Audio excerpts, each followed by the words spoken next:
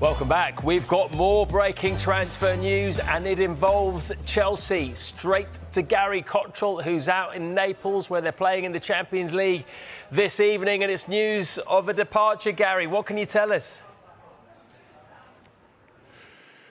Yeah, massive news here in Naples this evening ahead of this decisive Champions League game. News, though, but perhaps we've been expecting, but it's now been confirmed by Chelsea that Raheem Sterling and Chelsea have parted company today by mutual agreement. This is the statement that's just been issued by Chelsea. Raheem Sterling has today departed Chelsea Football Club by mutual agreement, bringing to an end his 3.5 seasons as our player. And it continues. Having signed in the summer of 2022, and of course he was the first blue chip flagship signing of the new owners. It cost just under 50 million, about 47.5 million, I think, from memory. Having signed, it says, the statement, in the summer of 2022, we thank Raheem for his contribution and we wish him well in the next step of his career. So, in summary, a little bit of a hash of the statement there, but you can see what they're saying, that he has left the club, that it's by mutual agreement, that he's had 3.5 seasons as a Chelsea player, and that they wish him well for the future. They say 3.5 seasons. Of course, first season he did well, second season did well, the third season was surplus to requirements, went on loan to Arsenal where things didn't go according to plan, and then of course this season no appearances whatsoever, not even training with the first team squad in the so-called bomb squad, looking to leave the club at 29 years of age, wants a new challenge, and he's now, by the looks of it, got that challenge at 31 years of age, by the way, to correct myself. By mutual agreement, that means that contract at about £325,000 a week has been torn up. That benefits Chelsea, who don't want to pay that sort of money for a player that they don't want anymore, and obviously it's been decided by Raheem Sterling and his people that it benefits him because he can find a new challenge. We know for family reasons he preferred to stay in the London area. He's turned down moves before because they haven't suited his domestic requirements in terms of his lifestyle. It remains to be seen now where he'll be heading, but we can confirm here in Naples tonight that finally Raheem Sterling is leaving Chelsea after a season at Arsenal didn't work out, and looking for pastures. New club and player agree to terminate his time at the club. Thanks, Gary. Thanks for breaking that for us.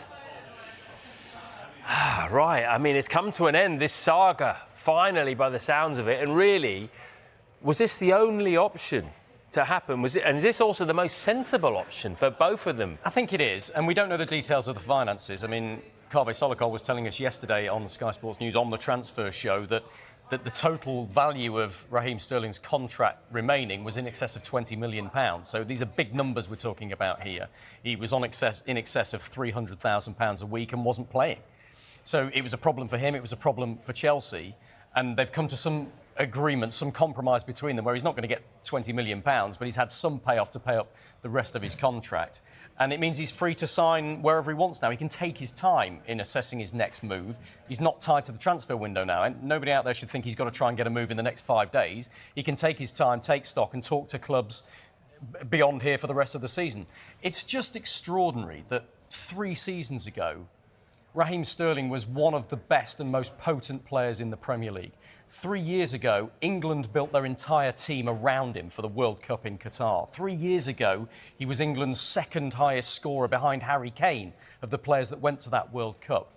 Gareth Southgate built his squad around him. He was absolutely key. And then he flew home. He asked for permission to fly home from that tournament because his house had been burgled back at home. We then heard that the police said there weren't any armed robbers that they were aware of. There weren't any firearms obvious. And they also said that the family weren't at home as well. And that led to some disagreements, I think, with the FA and with Gareth Southgate in particular. And ever since then, Raheem Sterling has been in the doldrums. He tried that loan move to Arsenal, scored 1 goal for them. The last game he played, I mean, he's been in the bomb squad at Chelsea, but no, the last game he played was May the 25th. For a player of his calibre, who should be at the peak of his powers, at the peak of his career, 31 years old, it's a travesty that he's not playing football right now. And if the outcome of all of this means that Raheem Sterling moves somewhere else in the next few weeks at some point, gets himself settled, gets himself playing football again, that's good for him. But you know what? It's great for every football fan. It'd be great to see him back playing at full tilt in the Premier League. Where do you think he'll end up?